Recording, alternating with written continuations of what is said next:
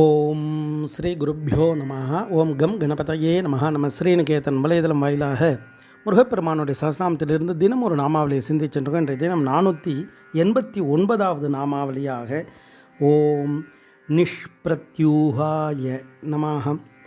முருகப்பெருமான் இந்த நாமாவளி இடைஞ்சல் இல்லாதவருக்கு நமஸ்காரம் அப்படின்னு வர்ணிக்கிறது.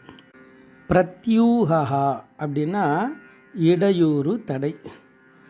பிரத்யூஷானா சூரியனை குறிக்கும். பிரத்யூஷா அப்படின்னா சூரியனுடைய சக்தியை குறிக்கும். அப்போ இதில் பிரத்யூகா அப்படின்னா இடையூறு, தடை. இறைவனுக்கு எந்த தடை இருக்க போகுது, அவருக்கு என்ன இடையூறு இருக்க போகுது, எல்லா பொருளையும் அவர் தான் இருக்கார். அப்போ மனிதர்களுக்கு வரக்கூடிய அந்த இடையூறுகள், தடைகள் இதெல்லாம் போக்கக்கூடிய சக்தியோடு இறைவன் இருக்கார் அப்படின்னு அர்த்தம். அப்போ இறைவனை நாடினால் அந்த இறைத்தன்மை, அப்போ இறைவனுடைய தன்மை இடைஞ்சல் இல்லாத அந்த சக்தி வடிவமாக இந்த ஜீவாத்மாவும் மாறிவிடும் அப்படின்னு அதனுடைய தத்துவார்த்தம். இந்த ஜீவாத்மாவுக்கு தான் பல்வேறு விதமான இடைஞ்சல்கள், கஷ்டங்கள் இதெல்லாம் வந்துட்டே இருக்கும். ஏன்னா அந்த வினைகள் இருக்குது. அந்த 2 வினை, நாம் செய்த நல்வினை, தீவினை, அது அனுபவிக்க தானே பூமிக்கு வந்திருக்கோம். அப்போ அந்த 2 வினைகளை மாற்றக்கூடிய ஆற்றல் உடையவன் இறைவன் மட்டும்தான்.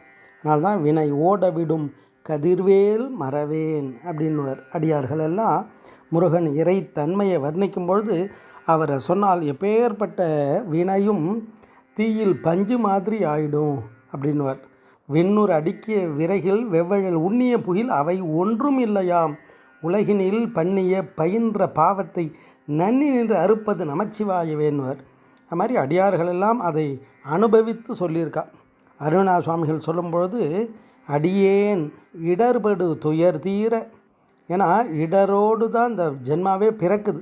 அப்போ ஏற்பட்ட அந்த இடர்படு துயர் தீர அகர முதல் உல பொருளை அருளிட இருகை குவி செய்து உள் உருகிட உருகியே ஹரஹர என வலன் இடம் உரு எழில் உனது இரு பாதம் அருள அருளுடன் மருளற இருளற கிரண அயில் கொடு குருகு அணி கொடியொடு அழகு பெற மரகத மயில் மிசை வர இசைவாயே அப்படின்றார்.